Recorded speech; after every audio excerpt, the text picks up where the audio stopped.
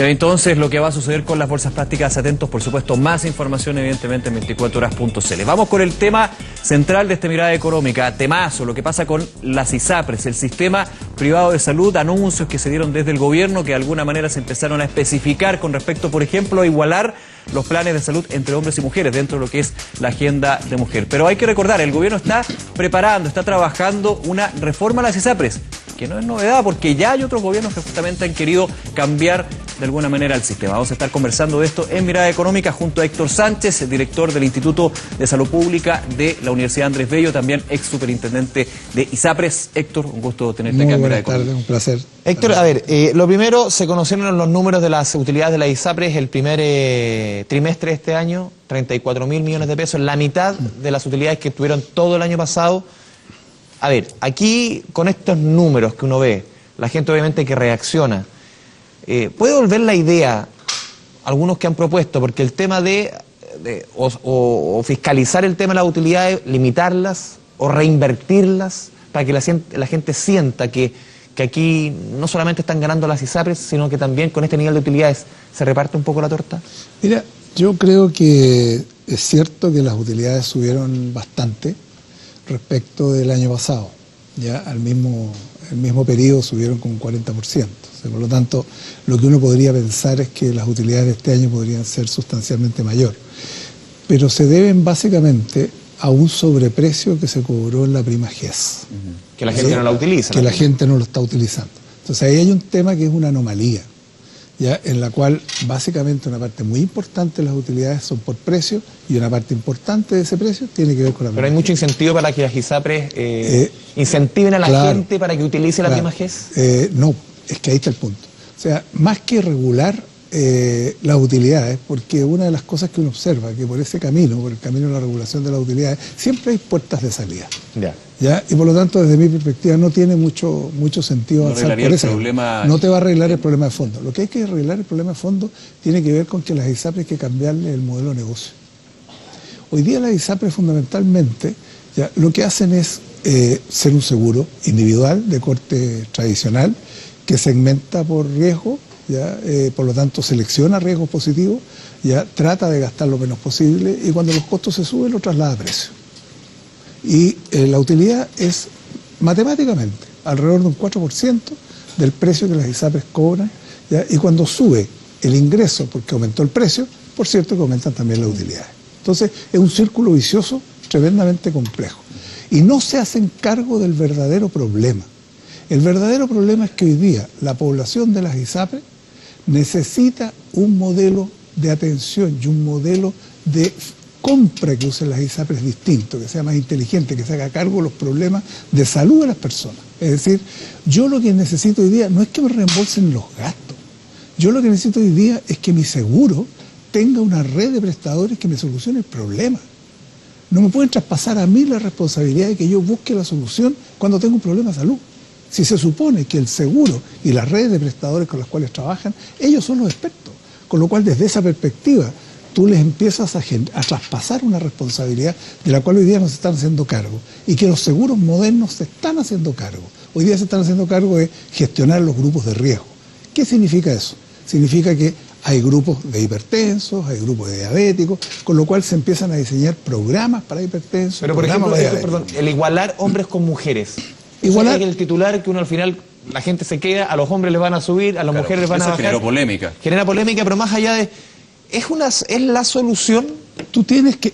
lo que pasa es que independiente que sea la solución hay un problema.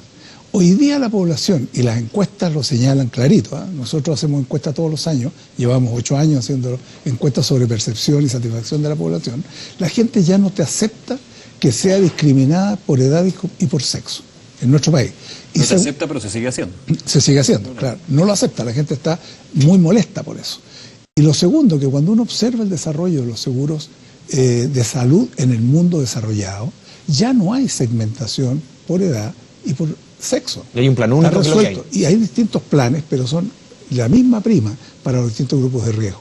Pueden haber un plan por una compañía de seguro, o 2, o 3, cuando hay multiseguro. Pero normalmente lo que hay primero que nada es un plan garantizado para todos. Y de ahí hacia arriba se producen diferencias. Pero nuevamente, las diferencias se producen a los mismos precios independiente de tu nivel de riesgo.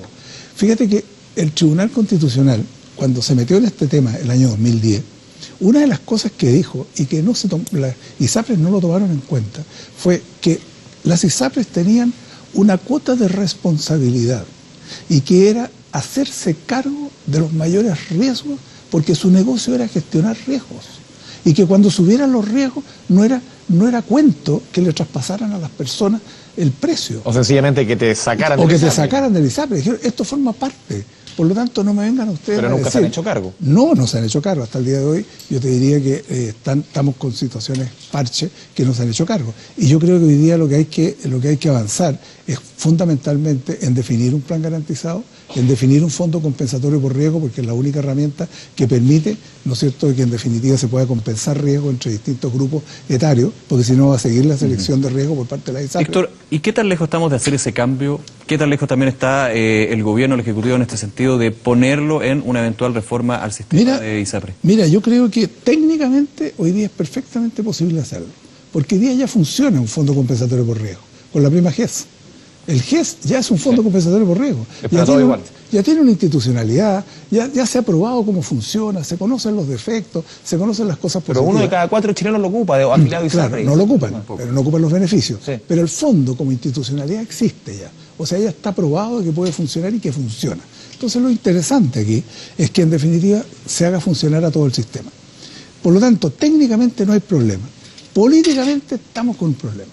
Y estamos con un problema porque aquí están las posiciones maximalistas. Por un lado, aquellos que pretenden hacer un maquillaje a la ISAPRE, y por el otro lado están aquellos que quieren que desaparezca la ISAPRE y que se transforme todo esto en un seguro único. Y los dos, ¿no es cierto?, al final terminan sumando cero. Y ahí está el gran problema que hoy día tenemos y que llevamos los últimos 12, 13 años sin poder reformar el sistema porque siempre se han contrapuesto estas dos alternativas. Y fíjate que lo que hicimos fue lo siguiente, para poder ver si acaso había alguna salida. Dijimos, ¿qué pasaría si nosotros quisiéramos ir como país al seguro único? Y identificamos todos los cambios que había que hacer. Y después dijimos, ¿qué pasaría si queremos avanzar hacia un sistema multiseguro? Y buscamos todos los cambios que había que hacer. ¿Y saben cuál fue la sorpresa? ¿Cuál? De que los cambios eran los mismos. Las reformas eran exactamente las mismas durante toda una primera etapa. Entonces, nuestra posición es la siguiente. Señores, hagan hoy día las reformas que permitan perfeccionar a las ISAPRES y al FONASA. Y eso significa que para ambos ya hay que producir cambios que los hagan parecerse. Aquí tiene que haber un cambio completo del sistema. Porque además estudiamos otra cosa. ¿Qué pasaría si el gobierno mañana anuncia y dice, vamos a reformar solo las ISAPRES? Hoy día, este es un mercado en la cual hay libre trasvasije, ya, libre entre comillas, digamos, libre trasvasije entre ISAPRE y FONASA. Y la gente no se cambia más por razones de salud o por razones económicas. Pero si tú le resuelves, o porque no les gusta el sistema ISAPRE, ¿qué pasaría si la ISAPRE elimina la selección al ingreso? Se acabó la barrera de salud. ¿Qué pasaría si a continuación defines igual precio para hombres, mujeres, viejos y jóvenes? Mucha gente de FONASA y ISAPRE. Y lo estudiamos. ¿Sabes cuánta gente se podría ir? En distintos escenarios, dependiendo del plan garantizado, cuánto costara, se podrían ir entre 160.000 y 1.300.000 personas. Prácticamente el 10% casi de la gente que está en FONASA. Y eso es absurdo. Entonces, aquí tienen que asumir, ya se tiene que asumir políticamente las dos reformas, FONASA e ISAPRE. Pero también hay algunos elementos, Héctor, antes que se nos vaya el tiempo, que siempre se han discutido. La integración vertical, que el dueño de la ISAPRE es el mismo dueño de la clínica. El IPC de la salud, la transparencia en los reajustes de precios. El tema de los incentivos a los doctores por el tema de los exámenes laboratorios, que al final uno se hace 1000 exámenes, ¿cuántos son necesarios al final? ¿Cuánta esa información puede incluirse en una reforma a la salud que al final le ponga un poco, como decía el ministro, el cascabel al gato? Esto no es solamente el tema de igualar precios o de querer ser A, B o C, que hay una transparencia, uno como usuario, hay absolutamente una simetría de información al momento uno de acceder a los números. Si tú le cambias la lógica a las ISAPRE ya no van a tener incentivo para que en definitiva, ¿no es cierto?, tengan redes de prestadores que produzcan por acto médico, o sea, que produzcan más exámenes, más imágenes, más consultas, etcétera. Porque en definitiva lo que tienes que cambiar es que en definitiva las ISAPRES se hagan cargo de los problemas de salud de la gente. Y eso implica que funcionen con redes. Y en las redes, ¿no es cierto?, te vas a atender ya por un sistema de complejidad que va a ir creciendo a medida que tu problema se va agravando. De tal manera que te hagan exactamente lo justo. Primera cosa.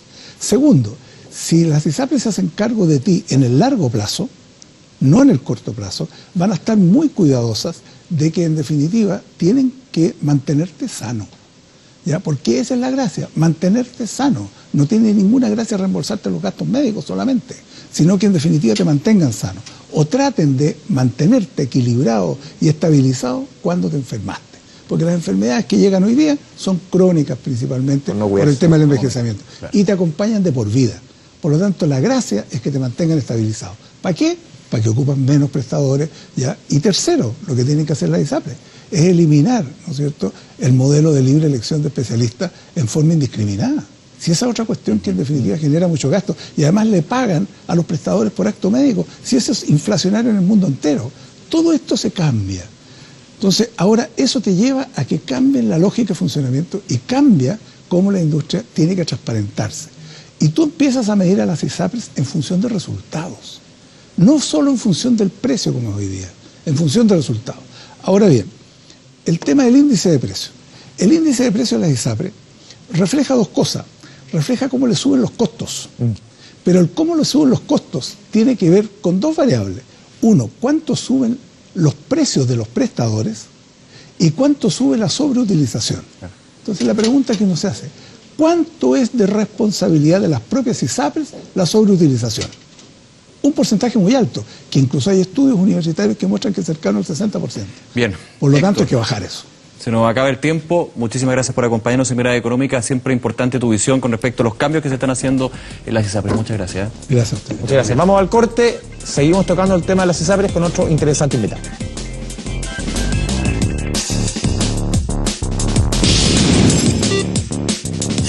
Mirada Económica.